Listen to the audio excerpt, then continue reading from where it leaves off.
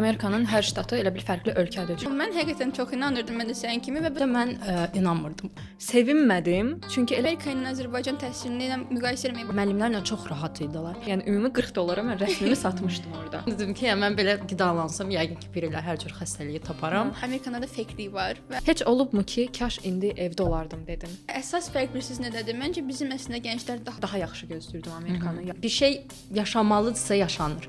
O qədər çox bəxtlisən ki, bəxtin gətirib sən Amerikadasan. Bəxtdirmi bu? daha çox darıxdım.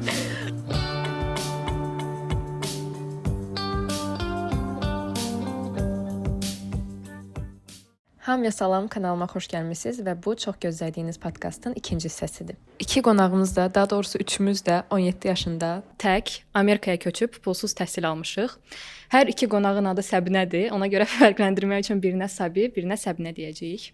Salamlar, xoş gəlmisiniz.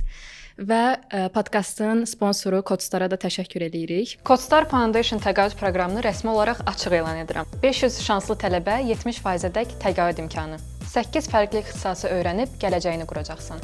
Məncə gecikmə, bu fürsət bir də təkrar olunmaya bilər. Təqaüd proqramı çərçivəsində seçilmiş 200 tələbəyə Dilbildə 50% endirim tətbiq olunacaq. Xarici müəllimlərlə danışıq dərslərinə qoşulmaq hələ belə sərfəli olmamışdı. Ətraflı məlumat üçün bizə yazın. Çox uzatmadan gəlin suallara keçək. Flex proqramı haqqında hardan öyrənmisiniz? Mən Səbinə Sadıxova və mən Flex proqramı haqqında ilk dəfə 7-ci sinifdə tanış olmuşdum, yəni öyrənmişdim. Mən bir YouTube kanalına baxırdım və həmin moment qız məlumat verdi Flex proqramı haqqında və mən çox həvəslənmişdim o vaxt ki, yəni bir dəqiqə necə, yəni o vaxt özdə 9-cu siniflərdə gedə bilirdi həmin proqramla. Mən çox həvəslənmişdim ki, mən mütləq bir gün gedəcəm də bu proqramdan. Sonra mən öyrənmişdim ki, illər ərzində ki, 9-cu sinifdə bəs bu ləğv olunub, artıq 11-ci sinif qalıb falan. Mən hətta unutmuşdum Flex proqramı haqqında bir müddət. Ta ki artıq mən 11-ci sinifə gəldim, çıxdım. Artıq Flex proqramı ilə gedib gəlmiş bir insan gözümün qabağına gəldi və mən vəbşə çox həvəsləndim ki, yəni bu çox əvəz olunmaz bir experience-dir və mən mütləq getməliyəm və beləliklə başvurdum. Biraz çox əslində dəstəyi də olmuşdu həmin insanın və rənçinə başvurdum. Okay, çox maraqlıdır. 9-cu sinifdə belə Azərbaycanda Flex-ə müraciət eləmək olurdu. Bunu heç mən bilmirdim. Sən necə öyrənmisən? Mən Sabina Hüseynli. Mən də eyni 8-ci sinifdə könüllülük fəaliyyəti çox idi. Yəni 8, 9, 10-cu sinifdə çoxlu conversation klublara gedirdim və bunlardan birində koordinator conversation club bitdikdən sonra mənə məsləhət gördü ki, belə bir proqram var, sənin potensialın var, istəsən başvura bilərsən. Bundan sonra da mən də başvurma elədim.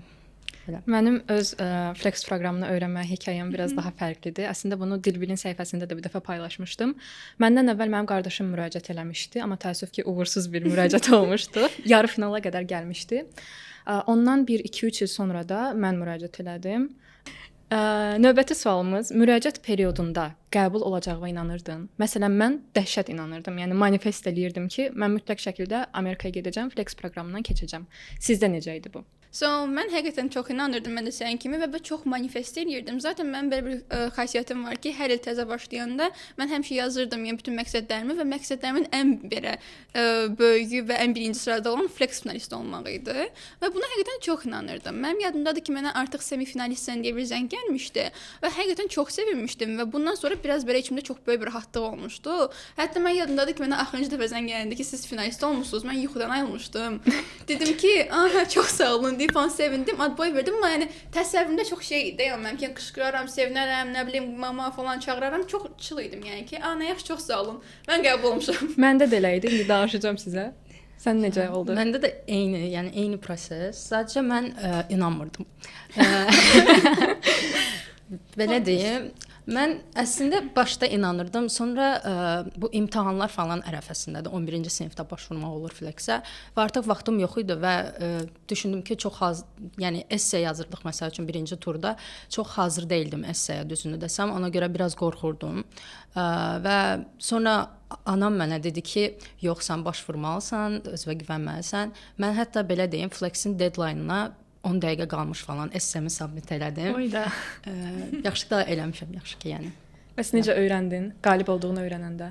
Qalib olduğumu öyrənəndə eyni 18 fevral olduğu yadımdadır. Mən yatmışdım, anam götürüb telefonu və açıb ona da deməyiblər.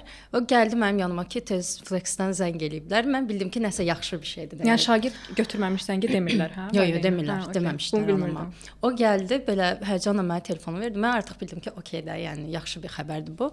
Götürdüm və anam belə eşidib artıq finalist olduğumu, sevinir də, yəni məni qucaqlayır. Mən belə okey, sonrakı proses nədir? Biz nə etməliyik? Çox qəribə şəkildə hamımızda eyni olub. Mən də bu arada yatmışdım. Mən hazırlıqdan qabaq yatmışdım ki, biraz dincəlim. Bluetooth-la connect edir. Və oyandım ki, mən zəng gəlib, mən eşitməmişəm. Sonra bir də gəldi, dedilər ki, qalib olmusan belə-belə. Mən də dedim, okey, çox təşəkkürlər. Mənim də içimdə hiss var idi ki, onsuz da mən keçmişəm. Ona görə çox belə overreact bir şey olmadı da. İndi bir dənə də sualım var. İlk qalib olduğunuzu öyrənəndə kimə dediniz? Kimə bölüşdünüz bu xəbəri? İlk qalib olduğum öyrəndə təbii ki, ilk valideynlərimə dedim. Zaten yanımda idi ikisi də, nəcəbsə çox vaxt atam yəni işdə olur.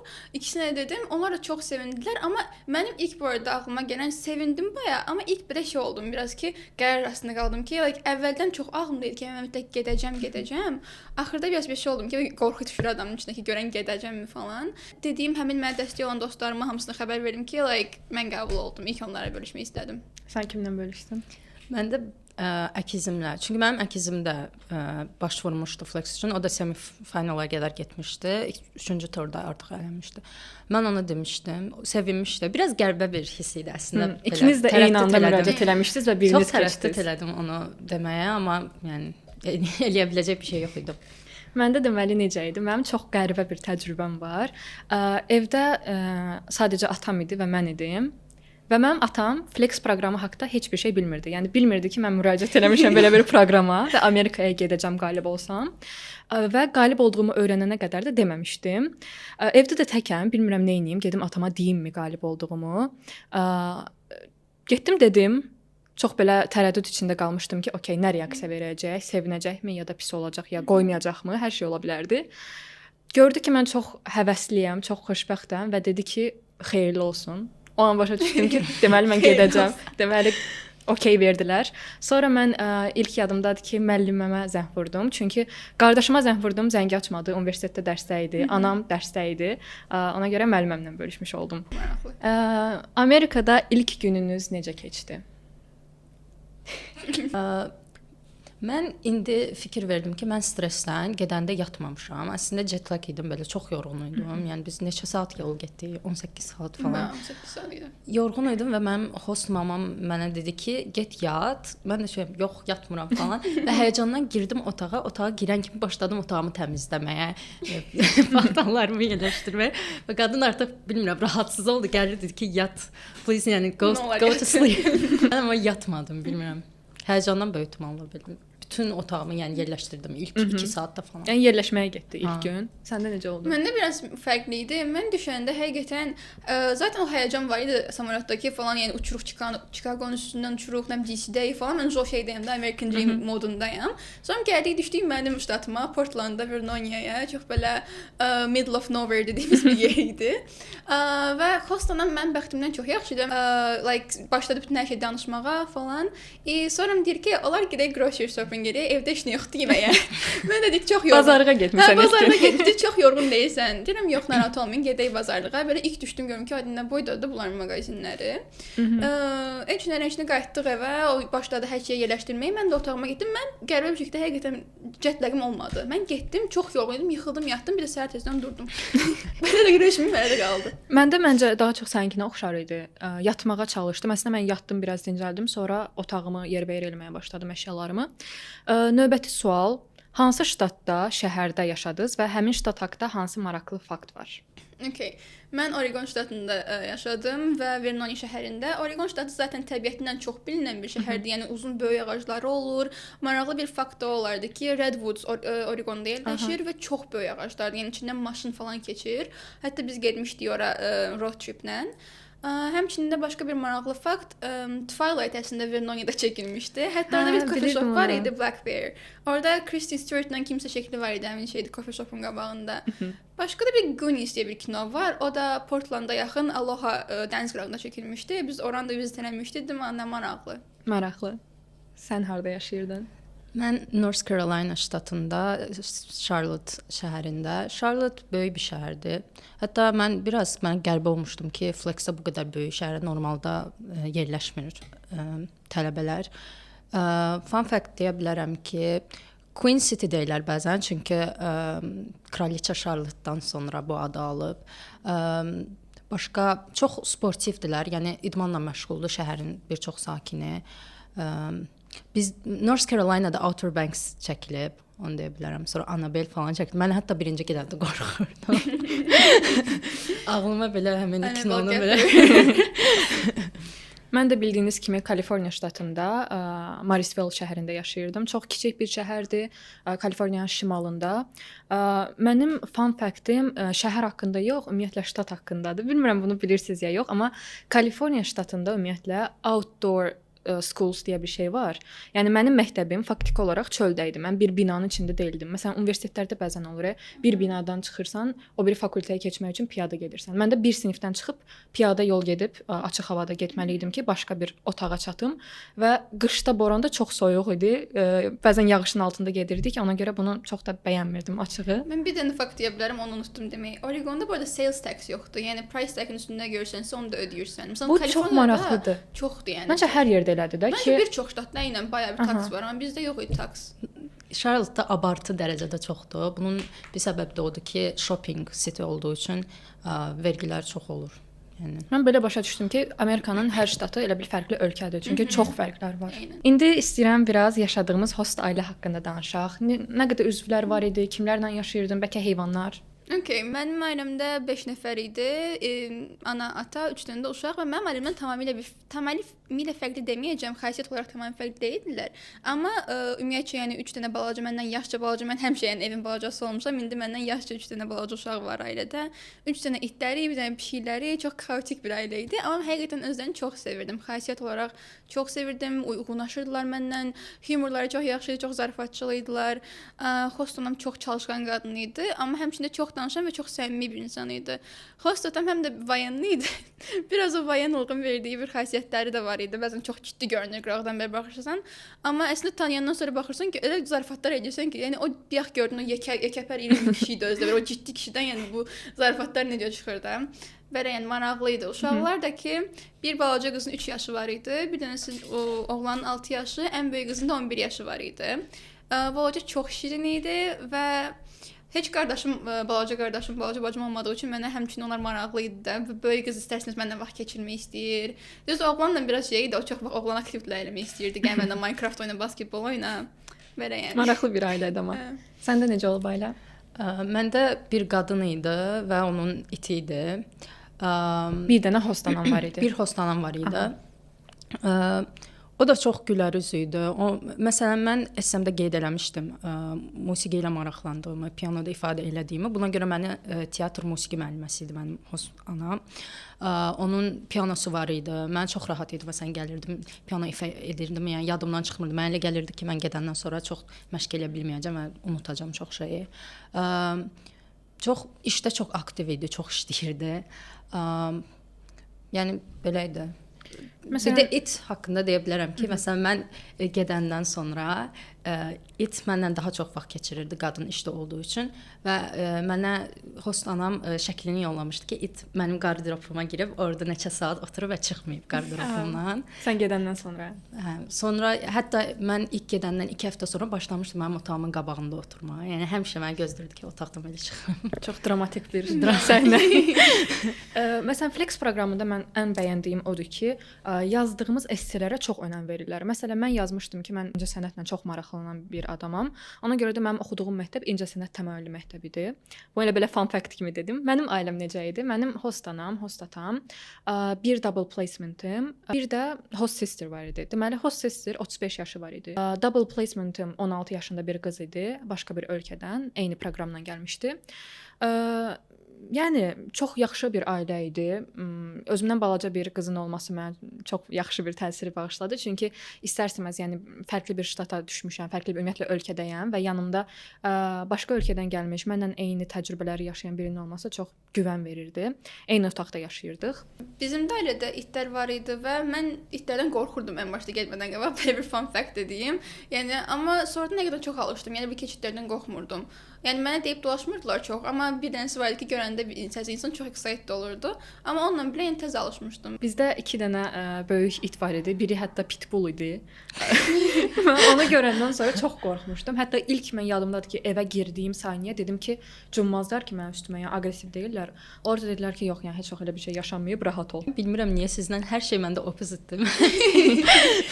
Mən ora getməmişdən əvvəl yadınızdadırsa biz orada qeyd eləyirdik heyvanı okey yoxsa yox. Və mən həmişə istəmişəm ki, evdə it və ya pişik olsun və ailəm heç vaxt buna razı gəlməyib. Ona görə çox yəni sevinirdim ki, hə tamam it olacaq evdə falan və elə də oldu. Ümumiyyətlə düşünürəm ki, Flex çox yaxşı bir təcrübədir. Nəyə görə? Məsələn, biz burada Azərbaycandakı ailədə tutaq ki, məsələn sən dedin səndə ev heyvanlarına icazə yox idi, amma Amerikada gedib onu experience eləyə bilərsən. Və yaxud da sənin balaca bacı qardaşın yoxdur, gedib onu experience elədin. Ya da məndə də məsələn düşdüyüm məktəb hansı təmayüldür. Yəni çox gözəl bir şeydir. İndi istəyirəm Amerikadakı təhsildən danışaq. Məktəbdən danışın. Hansı məktəbdə oxumusunuz? Hansı dərsləri götürmüsünüz? Məncə Amerika ilə Azərbaycan təhsilini ilə müqayisə etməyə başlasaq, həqiqətən çox iki tamam fərqli təhsil sistemidir. Zaten Azərbaycan daha education çox fokusludur. Yəni ki, sən nəsə öyrətmək, daha çox teoriya öyrətmək, ümumiyyətcə, amma hətta müəllim fokusludur. Yəni müəllim danışır, sən öyrənirsən. Amma Amerikada daha çox sənin experience-inə fokusludur. Yəni ki, təcrübə, daha çox sənin seçimlərinə də hörmət edir. Yəni sən dərsləri seçə bilirsən, istədiyin sənə nə maraqlısa, düzdür, amma Azərbaycanda 12 dərsin ya da neçə dərs isə yadımda deyil, hamısını oxumalısan. Mən götürdüyüm dərslər, mən Vernonia High School-a getmişəm. Götürdüyüm dərslər bizim həqiqətən çox balaca məktəb və çox balaca şəhər olduğu üçün çox belə seçim də yox idi əslində, amma məncə həmin balaca şəhər üçün yetəri qədər var idi. Mən götürmüşdüm ən birinci Theater Arts. Çox da sevməmişdim sonrasında düzdür, amma ilk düşünmüşdüm ki, maraqlı olar. Theater Arts götürmüşdüm. Sonra Pre-Calculus götürmüşdüm çünki ən yüksək offer edilən məhz dərsi o idi. O da bayağı yəni asan idi əslində. Belə baxanda baxırdım ki, biz bundan sonra 10-cu sinifdən falan keçmişik. Yəni adama biraz şey gəldi ki, wait a second da yəni. Like mən orada teachers aid deyirdim. Həmçinin sonra nə götürdüm? AP Literature götürdüm. Bir dənə AP dərsimiz var idi məktəbdə. O da çətin idi, amma dəhşət bir çətinliyi yox idi. Amma həqiqətən çox enjoy eləmişdim AP Literature dərsini. Çünki bizim dərslərə oxşamırdı. Bizim literatura dərsimiz bizim kitabı oxuyuruq, пересказать edirik bu qədər. Amma orada həqiqətən bir kitabı sənə verdilər, oxuyurdun, sonra onunla bağlı esse yazmalı olurdun. Mənə həqiqətən o maraqlı experience gəlirdi və mənim yazmağıma həqiqətən kömək elədiyini fikir verdim ki, ingiliscimi bayağı artırdı yazmaq baxımından. Başqa nə dərs götürmüşdüm? History of Modern Art falan bu tip şeylər götürmüşdüm. Onlar çox rahat dərslər idi. Bu dəqiqə saydığım bütün dərslər Azərbaycandakılardan tam fərqlidir. Tam fərqlidir. Mən woodshop dərsini götürmüşdüm bu arada. Həyatımda heç vaxt yəni özümü elə tipli biri kimi görməmişəm. Dedim ki, yox, mənim çox maraqlıdır. Getdim, yəni woodshop dərsinə yazıldım. Yəni ki, orada da taxtadan şeylər düzəltirsən, yəni sıfırdan taxtadan nəsə düzəltirsən də. Yəni çox maraqlı dəqiqə. Təsəvvür edin. Özümdə yəni düzəltmişdim. Bir plank düzəltmişdim, üstündə Vernonia High School logosu ilə cheese cutter düzəltmişdim. Molotov düzəltmişdim. Mən William Amos Huff High School-a getmişəm. Mənim məktəbim böyük idi. 2600 uşaq falan var idi məktəbimdə və AP dərsləri bizdə seçim çox olduğu üçün mən 3 dənə AP götürmüşdüm. Sağ olun. Yəni bir ilimi ancaq oxumaqla demək olar keçirmişdim. Yox, o qədər də deyil, amma AP dərslər biraz daha yəni çətin olur. AP Calculus idi, AP English Literature and Composition, AP Physics. Sonra məndə strength training var idi. Məsələn, mənim həyatımda ən böyük dəyişikliyi yaradan bir dərs idi. Çünki mən əvvəl üzgüçülüklə məşğul olurdum və koronadan sonra artıq buraxmışdım və yəni Azərbaycanda olarkən təhsilimə daha çox fikir verdiyim üçün, yəni vaxtım olmurdu məşğul olmaq üçün idmanla. Və strength training belə crossfitdir, qaçışdır, ağırlıq qaldırmadır. Bu dərslərin hamısının yığcam formasında, yəni professional şəkildə məşğul olacağım bir dərsdir.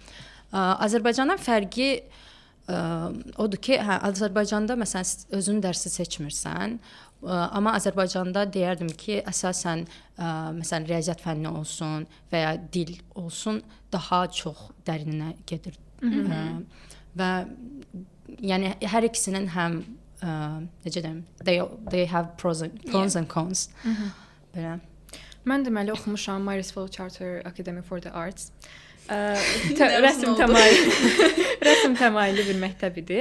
Əslində mən ilk bu məktəbə gedəcəyimi eşidəndə çox belə necə deyim, sevinmədim. Çünki elə bildim ki, okey, deməli bu məktəbdə təhsil yoxdurmu? Belə bir düşüncə gəldi mənim ağlıma. Azərbaycan mentaliteti düşüncəsidir məncə.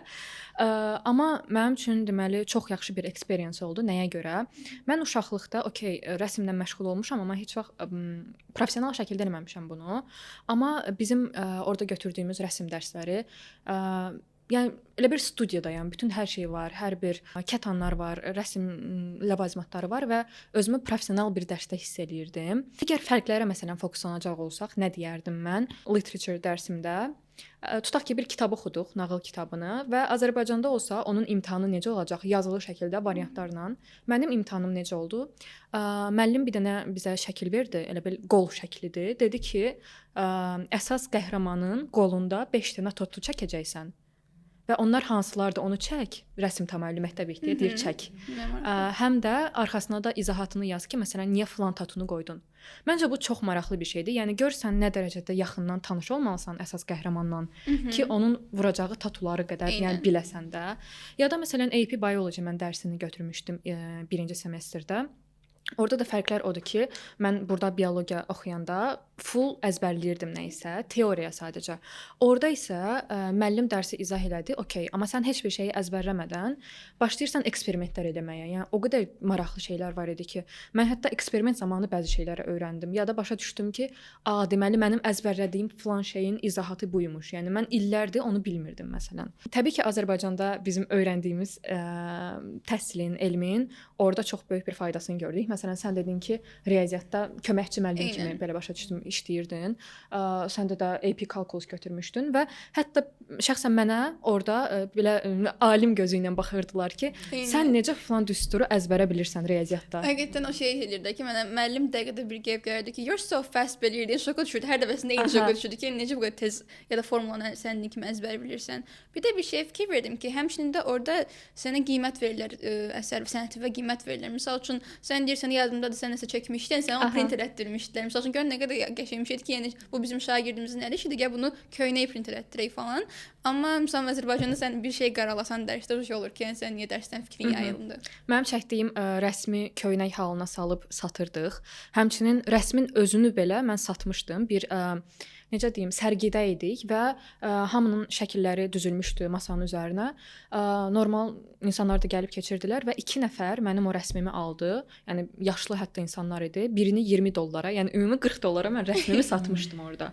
Və hansı ki, yəni çox da əziyyət çəkməmişdim. Mən onu professional şəkildə çəksəydim, satışa qoysaydım, görün nələr eləmək olardı. Də ona oxşar xor dərsi var idi.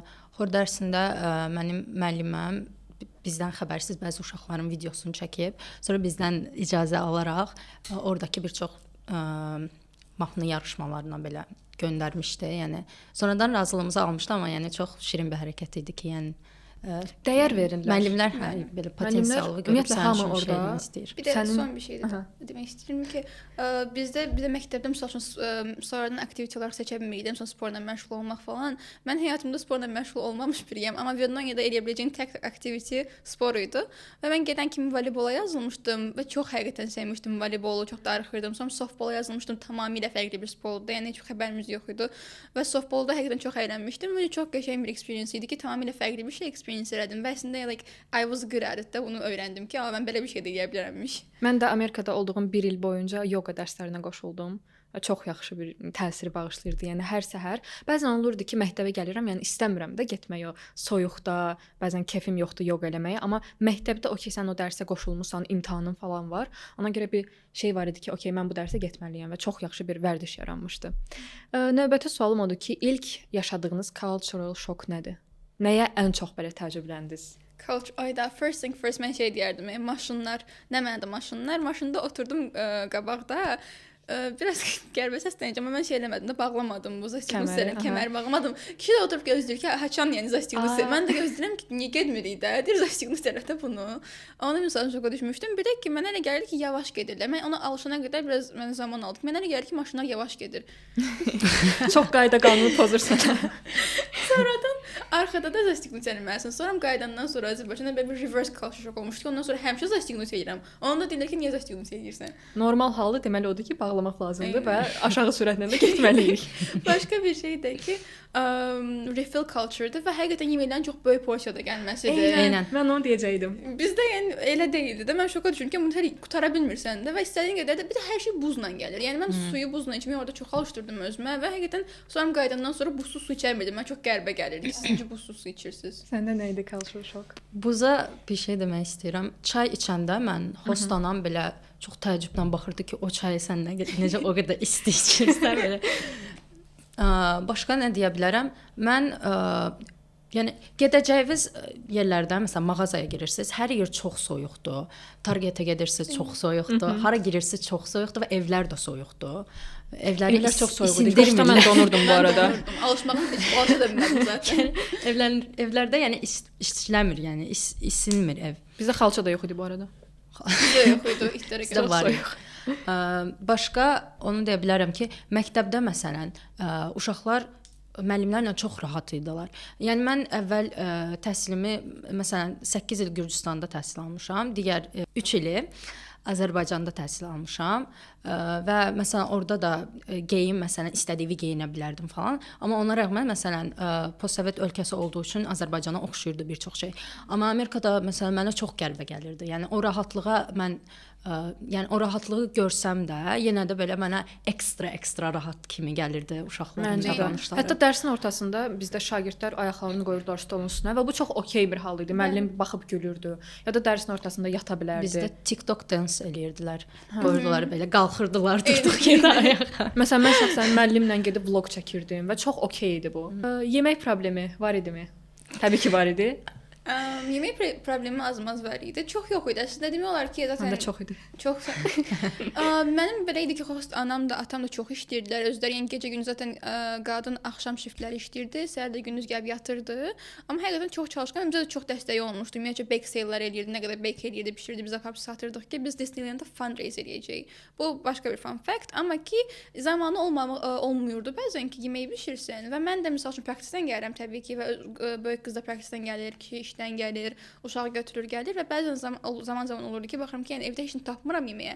Və bizdə kimi deyirdim, nəsə götürüm, nəsə bişirim, baxırdım ki, mən bundan yəni bax hər şey stoklayırlar, amma hər şeyin öz şeyi var, yeri var ki, bu falan kəsin lançıdır, bu falan kəsin bir həftəlik lançıdır. Baxıram ki, nəyə götürə bilərəm. Bir dənə bölürəm. Bayaqki cultural shock-a məncə bunu da əlavə eləyək ki, hər şeyin çox belə böyük paketlərdə alırlar. Yəni məsələn bir dənə su alacaqsa, onu 100 dənəli paketdə alır. Və bir də özlərini ekonom eləyirlərmiş kimi sayırlar. Mən belə baxıram ki, siz bunu ekonom deyə bilmərsiniz. Siz nə qədər alırsınız da yəni. Lunch misal üçün baxırdım ki, bu falan kəsin bir həftəlik lançıdır, bu falan kəsin. Yəni nəyə götürüm mən bişirim baxırdım. Sonra tavalara baxırdım ki, yox bu tavada mən nəsə eləyə bilmərəm axı. Azərbaycan yeməkləri üçün darıxdın. Darıxdım, çox darıxdım. Mən qoğal xəstəsi bir insanam. Qoğal üçün çox darıxdım. Mən paxlava bişirdim. Orada paxlava ilə bir dənə çox dramatik bir hekayəm var ki, mən paxlava 5 saat paxlava bişirdim. Video call-daydım özdə 5 saat. Məndən. Eynən sonra yoğururam onu. Axşam qolum ağrıyırdı. O qədər şey çətin idi axı oxlavlar Çox dramatik bir şey gəlir indi. Denən nə oldu paxlavaya? İt paxlavanı yedi. Həqiqətən ilk dəfə şeydir, the dog ate my homework. Məncə yaxşı bir sayındı ki, deməli çox dadlı idi ki, it onu yedi. Eynən. Və bir də müəlliməm sadəcə dadına baxa bildi. Çox qəşəng idi. Səhərsi gün söz verdim gətirəcəm. Yenə dedim, vallahi it yedi. Qalma. Səndə necə idi yemək? Məndə yemək yox idi. Topramenlə yaşayırdım. Mən tək bir qadınla yaşadığım üçün o işləyirdi, heç evdə olmurdu və culture shock nədə yaşamışdım. O qadın bildiyiniz yeməkləri alırdı və mikrodalğaya qoyub 3 dəqiqə onu orada necəsə bişirdi və onu yeyirdi. Və mən ilk dəfə gələndə ilk həftə məsələn mənim qabağıma yemək qoydu. Yedim dedim, dadlıdır, Amerikalılar yemək bişirə bilirmiş sən demə falan. Sonra gördüm ki, çıxardır belə. Paketdən çıxardı. Qoyur mikrodalğaya. Mən dedim ki, mən belə qidalansam yəqin ki, bir ilə hər cür xəstəliyi taparam. Ona görə mən özüm bişirirdim. full time özüm üçün yemək bişirirdim. Bir də tərəvəzlərin dadı yoxdur. Mən ona fikir verdim. Aha, heç nə dadı yoxdur bu Bizdə arada. var. Ətin dadı yoxdur, Söhbət. amma toyuq yenə okeydir, amma ətin heç dadı yoxdur. Tərəvəzin dadı yoxdur yəni. Mənim deməli host anamla host atam, əsas da host atam şef idi. Yəni çox yaxşı yeməklər bişirirdi. Amma indi onlar üçün çox yaxşı yemək bişirirdi də. Mən Amerikanın bütün o yeməklərinin dadına baxdım. Nə bilim steak olsun ya digər yeməklər və heç birini bəyənmədim. Ətin dadı yoxdur, razıyam. Toyuq yenə biraz idarə edər. Dolma üçün və kələm turşusu üçün çox darıxmışdım. Çox darıxmışdım. Mənim host anamın anası mənə turşu sifariş vermişdi. Turşu sifariş Bilmədən gəlib belə evə kələm turşusu deyir bu nədir? Mənə qənd almışdılar. Qənd yox idi orada. Burada qənd. Armudu stəkan almışdılar. Mənim host Mən ailəm özümdən aparmışdım armudu stəkan. belə bir şey də var idi ki, mənim host ailəmdə, yəni host anamın atası ərəb idi, anası white American idi və ərəb olduğu üçün çox şey bilirdi və anası mənə çox kömək eləyirdi. Yəni neçə dəfə anası mənə belə hazır börəklər, nə bilim turşular sanki orada. Biz ölürdük. İlk eləməyə başladı. Sonra mənim host anam dedi ki, çox olur evdə yeməkdə. Ona demişdi ki, onsuz da Sabina özü bişirir. Yəni ehtiyac yoxdur. Sonra dayandı. Sən də çox şey oldu. Mən Çox bişirərdi. Bizdə necə bir şey vardı bir də. Yəni qadın çox işləyirdi, amma vaxtı olduqca bişirirdi və mən fikir verdim ki, həqiqətən bacarırdı da. Yəni bişirəndə yaxşı bişirirdi və mənə şey eləmək istəmişdi. Görüb internetdə, Facebookda heç zəf görüb ki, börək, türk börəyi, mənə türk börəyi bişirmək istəmişdi. Həqiqətən çox şirin məncə bir jest idi, amma çox da yaxşı olmamışdı. Amerikada ilk dostun kim idi? İlk dostum.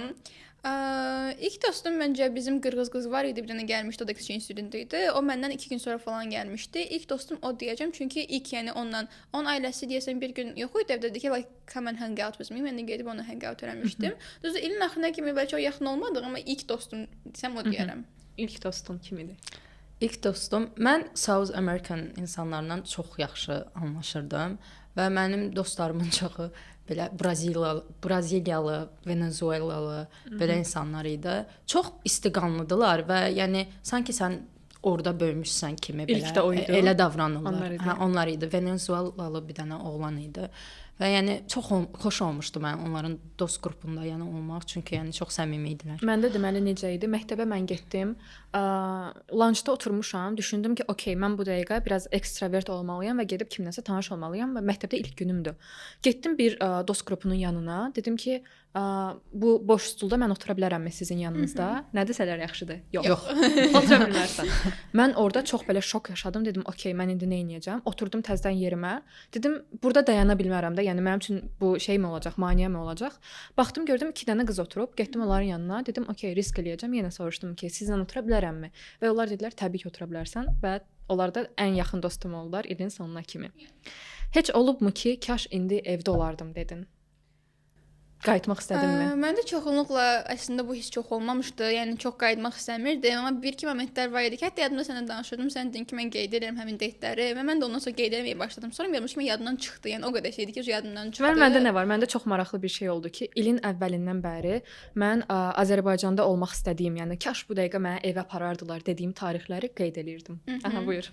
Məndə isə ancaq çox başqa, yəni az momentlər oldu ki, içində mən qayıtmaq istəyirəm, amma ən çox yadımda qalan o bir dənə var idi ki, softball qayda aslında axırda idi. Məsələn, qayıtmağa yaxın softball season idi, spring idi və mən özdə 10 metrdə özümü çox belə forvet kimi hiss edirdim. Çünki nə coach da müəllim məni oyunda oynadmırdı ki, amma yəni oynamalıydım da. Yəni JV timdəydim və normal da oynayırdım. Biraz dışlanma var. Biraz dışlanma hiss edirdim özüm o momentlərdə və şey yadımdadır ki, biraz Amerikada da fakelik var və o fakeliyi hiss edirəm. Axırda çox hiss etməyə başladım bəzi yerlərdə və bir dənə valideyndən xahiş etdim ki, mənə düşürsün və çünki ride'ım yox idi. O da dedi, okey. Amma misal üçün əslində çox nice biri idi, amma həqiqətən o fakeliyi hiss edirdim və yolda qızı həmin gün pitch edirdi və yaxşı pitch eləməmişdi və onun çox dəstəyi olurdu. Misal üçün yoldan ancaq ondan danışıram, heç bir dəfə soruşmadı ki, yəni sən necə gedir işlərin, bəlkə sən Yəni biraz fake mehribanlıq. Hə, fake mehribanlıq. O gün misal üçün şey istəmişdim. Məsələn, gözümə belə bu hamısının yığılmasından yorğun istədim ki, like, evə getmək istəyirəm, doğma insandan istəyirəm, like I want my mommy istəyirəm. Kimi bir moment olmuşdu. Səndə olub evə qayıtmaq istəmək? Mən də belə deyim, evə qayıtmaq istəmək yox, istəyirdim, elə momentlər olub ki, istəyirdim ki, ailəm yanımda olsun. Yəni məsələn, New Yorkda bizim xorun, yəni konserti oldu və mənim host anam işlədiyi üçün gələ bilmədi. Və mən bir dənə çox az uşaq var idi ki, yəni ailəsi ilə gəlməmişdi və mənim üçün qürur verici bir an idi. Çünki yəni biz dünyanın ən böyük katedrallarından birində xor konsertimiz olmuşdu. Ona mən belə qürur keçirirdim, amma keçirmədim də, çünki yəni yanımda heç kim yox idi. Başa düşürəm. Həmin şeyi mən senior night-larda yaşadım ki, hamının valideyni gəlir senior night. Mən əsas deyim də, xəstələnəndə İstəyirdim ki, bu dəqiqə məni kimsə aparsın, mən zoğallı çay içmək istəyirəm. Bu dəqiqə mənə indi anam yanımda olsa dərman da verərdi. Bilmirəm sizin ailədə necə idi? Məsələn, mən xəstələnəndə heç kim, yəni gəlib bir soruşmur necəsən, yardım eləmir, həkim aparmır, dərman vermir. Mən də yaxşı idi. Maraqlanmırdım. Mən də gəlib maraqlanırdılar. Mən xəstələndim. Bəlkə də balacıq 3 dənə uşaq var deyə mən xəstələndim, gəlib qapımı döyürdü ki, falan şey apar Səbinəyə ver, o yaxşı deyil bu dəqiqə. Məncə məsələn sizdə balaca uşaqların olması bunun bir böyük faktor idi, amma bizdə balaca onu demək istirdim. Əgər ailənin uşağı yoxdursa, biraz çətinlik olur. Flex proqramı sənin xarakterində nələri dəyişdi? Dünən bu sualı anama verdim ki, məsələn, Flex proqramı məndə nəyi dəyişdi? Heç nəyi. Heç də valla eynisən. Dedi ki, dəyişmisən nə məndən? Dedi ki, məsəl üçün mən gəlmədən qabaq mən çox təmizlikdə prinsipli biri idim. Ora gedəndən sonra dedi ki, bayağı rahat olmusan da, heç vecvə deyil. O dedi ki, çox qəşəng bir xasiyyətdir. Okay, sən özündə nə hiss edirsən? Özümdə nə hiss edirəm? Başqasının dediyi yox. Məncə deyərdim ki, daha sərbəst olmuşam məncə. Nə Yəni mənada? artıq yəni əminəm ki, yəni öz başıma yaşayaram da. Əvvəl üçün bəlkə sual var idi, yaşaya bilərəmmi? Tək yaşayaram, tək yəni 100% yaşayaram. Sən Məndə əksinə oldu. Mən evə qayıdanda özümdə fikir verdim ki, mən ilk həftə gələndə ailəmə deyirdim ki, filan yağı dəyişdirin, ancaq zeytun yağı yeyin. Filan şeyi almayın, bu zərərdir. Onun arxasındakı nə bilim zilalı oxuyun. Aha, Amerikada fast foodlar yeyəndən sonra Yo, mən yemirdim, problem ondan. Orada həqiqətən fikir verirdim. Yəni belə deyim, çox daha yaxşı, yəni sağlıqlı bəslənməyə başladım. Yəni əksinə, yəni bilmirəm niyə elə oldu. mən çox fast food yemişəm orada. Mən də yeyirdim. Və yəni hər şeyə fikir verməyə başladım. Arada yoruluram. Yəni deyirəm ki, yəni bu qədər də lazım deyil də, yəni.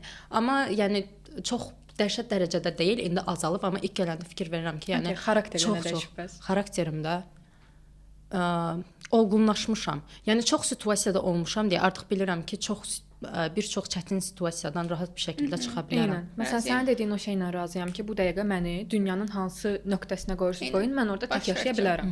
Baş çıxaracam. Onunla da razıyam ki, yəni bütün çətin situasiyaları, problemləri görmüşəm deyə istənilən problemlə də qarşılaşsam həll eləyəcəm. Amerikada hansı adəti, hansı culture-ı bəyəndin ki, dedin ki, okay, bu Azərbaycanda olsa çox yaxşı olardı. Hansını bura gətirmək istərdin? Fərqli şeylər ola bilər. Refill. Gəlib məncə bir az məkanlarda. Başqa da ki, Səbinə nə bilinci.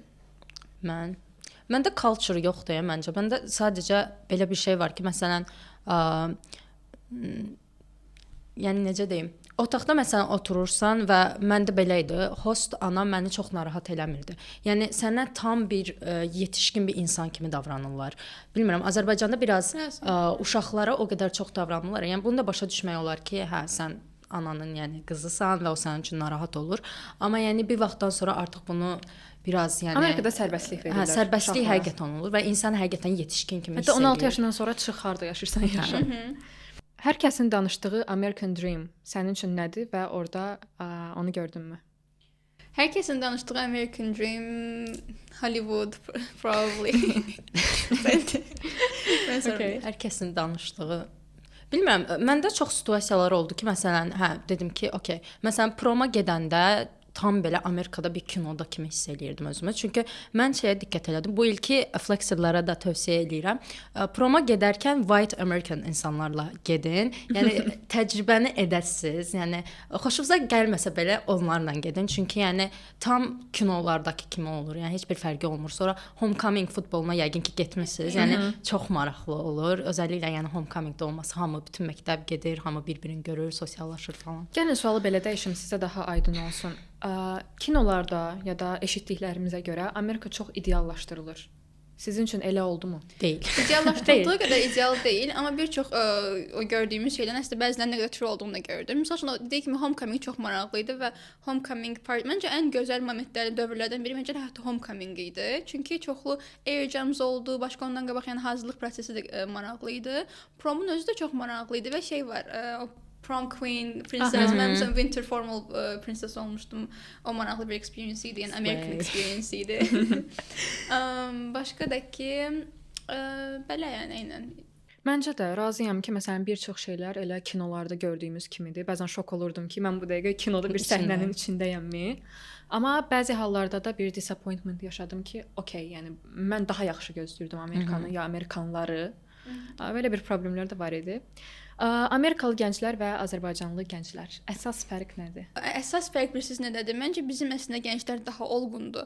Məncə bizim gənclər daha düşüncə baxımından daha olğundur, amma sərbəstliyimiz yoxdur və ailəyə daha bağlıyıq və hər hərəkətimizdə ailəni, başqasını düşünürük, amma onlar həqiqətən çox özləri üçün yaşayırlar. Mən onlarda fikir verdim ki, onlarda tez yaşdan, cavan yaşdan işləyirlər, öz maşınlarını ucuzda bir şey olsa bir şey alırlar və yaxud da ailələri alırsa bir də maşınları özləri bütün fiylərini qarşılayırlar, mobile phone filan qarşılayırlar, istədikləri yerə gedirlər, heç kim yəni qarışmır. Sərbəst həyata tez başlayırlar. Özləri kontrol edirlər həyatlarını və bu məncə yəni daha çox həyat experience olur. Bizimkilərin isə daha çox düşüncə baxımından olğun oluruq, amma bir yaşdan sonra bir ki atılırıq həyata, belə qalır ki, mən nə edeyim? Mən keçən podkastda bu haqqda danışmışdım ki, bizi o qədər qoruyurlar ki, ailəmiz, nə bilim bir 25 yaşa kimi biz ailənin kontrolündəyik. Sonra dedilər ki, okey, böyüdün, get. Get yaşa. Get həll elə. Bəli. Səncə nə idi fərqi? Cümləsinə eynidir. Yəni ona gördüm ki, yəni hə, insanlar məsələn özləri işləyir, 16 yaşından işləyirlər, maşın sürürlər, istədikləri yerə səyahət edirlər dostları ilə, amma məsələn olğun deyillər. Yəni Azərbaycan gənci Amerikalı olan bir gəncdən qat-qat daha olğundur, amma elə situasiyalar olur ki, yəni onlar daha rahatlıqla çıxa bilər, çünki təcrübələri var. Eynən. Məsələn, onunla razıyam. Mənim bir çox yaşıd rəfiqələrim görürdüm ki, bəzən elə davranırlar ki, elə bil 18 yox, nə bilim, 13 yaşları var, 12 yaşları var. Əslində bir növ yaxşıdır. Görün necə xoşbəxt böyüyürlər ki, yəni heç bir problemlə rastlaşmırlar. Yəni heç 18 yaşındakı ya bizim o 20 yaşındakı beyinə gəlib çıxmırlar da. Haralara səyahət elədiniz Amerikada? Çox bir yer səyahət eləmədim əslində. Oregon, mən West Side-da oldum. Washington State-ni saymıram çünki çox yaxın idi bizə. Ona onsuz gedib gəlirdik. Başqa harda oldum? Kaliforniyada oldum. Kaliforniyada. Və biz Sabi ilə görüşdük Kaliforniyada. Mən gəldim Amina ziyarətə və çox maraqlı idi ki, biz qabaqcadan danışmışdıq. O da dedi ki, yox, həmin gün mənim əslində bir exchange student partim olacaq, pool partim olacaq, yəni gəlmə falan. Mən də dərsdə mən gələcəm. Və gəldi bizdən hovuzda partiya. Pool party crash elədim, gəldim. Onların çox maraqlı bir experience-dir. Çünki başqa exchange student də tanıdım. Yəni mən hələ də inana bilmirəm ki, mənim bir haçansa reality-m o idi ki, mən Kaliforniyada exchange studentlərdən best friendimlə partiyə getmişəm. Sonramdakı LA-ya getdik, Disneyland-ə, o məktəblə getmişdik. O da çox maraqlı idi. Həqiqətən qayıtmaq istədiyim exchange student ilimdəki momentlərdən birinin, ikisini desəm, ən birinci də Disneyland olar böyük ehtimal. Çünki çox maraqlı idi. Bir də San Franciscoya getmisən. San Francisco eynən road triplə zaten gəldik bütün yolu. Qayıtdı bir səndən keçdik, sonra getdik San Franciscoya, qayıdanda da Redwoods'dan keçdik. Sən hara getmisən? Mən Charlotte-da yaşayırdım. Charlotte deyə bilərəm, böyük şəhərdir çünki. New York-a getmişəm. New York-a gedəndə yəni çox necə deyim, yuxarıda şimalda olduğu üçün Maryland-a, sonra Washington DC-yə, West Virginia zaten North Carolina-ya çox yaxındır. Georgia-da olmuşam, Atlanta'da. Bir də Floridaya getmişəm, amma yəni çox gedilməyəsi bir yerə getdiyim üçün onu yəni heç saymıram. Belə, amma mənim belə dream dediyim yer New York idi. Hətta New York necə oldu? New York çox əla idi. Yəni New Yorkda biz olmamışıq. Danışdıq New York. New Yorkda sən demə mən xorla gedəcəydim və biz Manhattan-da qaldıq və mən bilmirdim otel hardadır. Mənim hostlanam daha çox ilgilənirdi o proseslə. O mənə demədi Manhattan-da olduğu və bildiyiniz Times Square-ın içində idi, yəni bizim otelimiz və mən ona kimi bilmirdim. Sonra belə şoka girmişdim. Dedilər ki, okey, biz burada qalacağıq. Mən şokdayım ki, biz burada qalacağıq falan. Və bilirsiniz, mənim otağımda New York şəkli var. Manifest uşaqlar. Manifest. Mənim otağımda Kaliforniya, San Francisco var idi. var idi. Səndə New York var idi. Mən Məndə çox New York inanıram idi. manifesto. Mən də inanıram. Düzdür, məndə heç bir şeydə şəkillik falan yox idi. Özüm manifestləmişdim. Amma Yəni bildiyiniz bir divarım, yəni New Yorkun şəklidir. Zaten Sonra da sən deyirsən görmüsən. inanmırdım.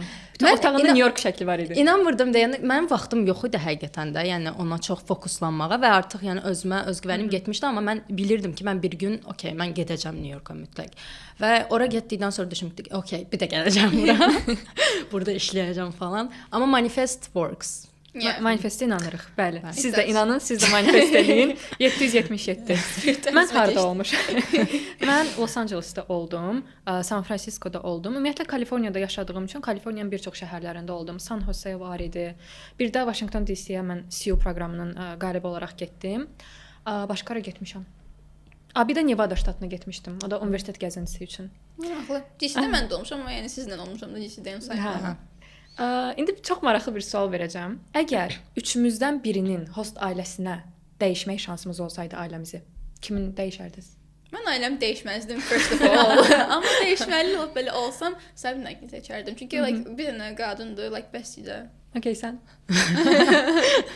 Mən də dəyişməzdim. Çünki mənim mindsetim belədir. Bir şey olacaqsa olur və yəni yaxşısı və pisi ilə, yəni necə deyim, bəxt söhbəti deyil, amma yəni bir şey yaşamalıdırsa yaşanır. Buna görə yəni mən kimdənsə dəyişmək istəməzdim. Yenə eynisi olsa yenə eynisini istəyərdim.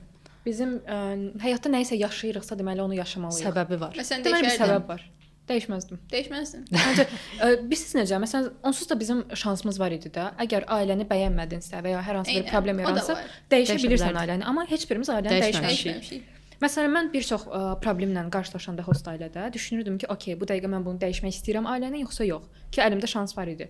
Amma elə o mindsetdə idim ki, əgər mən bir şey yaşayıramsa, deməli onu yaşamalıyam. Deməli bu çətinlikdən keçib Sizi öldürməyəcəksən. Çox belə ekstremal bir söhbət ekstremal deyilsə qalmaq olar. Amerikanların hansı xasiyyəti sənə daha xoş gəldi?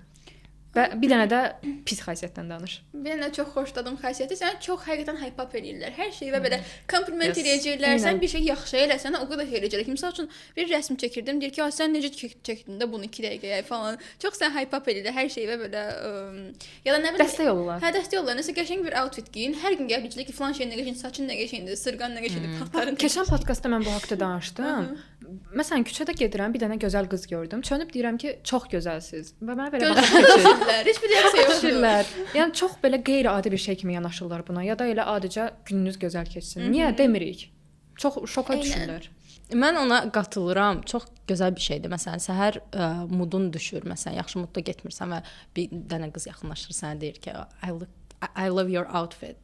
Bəli. Bütün günün gözəlləşir.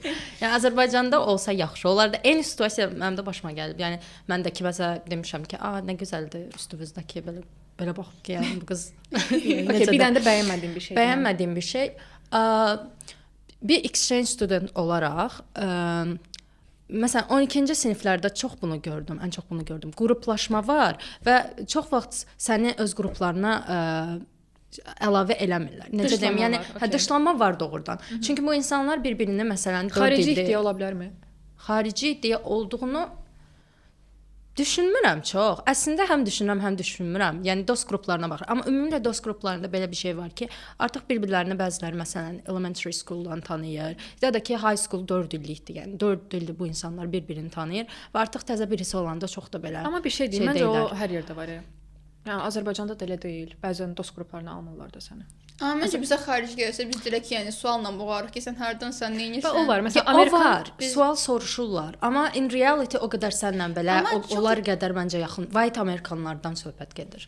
Məsələn, South Amerikanlarda mən elə heç elə bir şey görmədim. Yəni çox istiqamət mən o insanlara baxırdım, deyirdim, bunlar Azərbaycanlılar. Maraqlı sual verim sizə. İndi bilmirəm sizdə necə olub. Mənə şəxsən çoxlu kommentarilər gəlirdi ki, ya da elə dostlarım, tanışlarım deyirlər ki, o qədər çox bəxtlisən ki, bəxtin gətirib sən Amerikadasan. Sizcə bəxtdirmi bu? Yoxsa çox çalışmaqdırmı?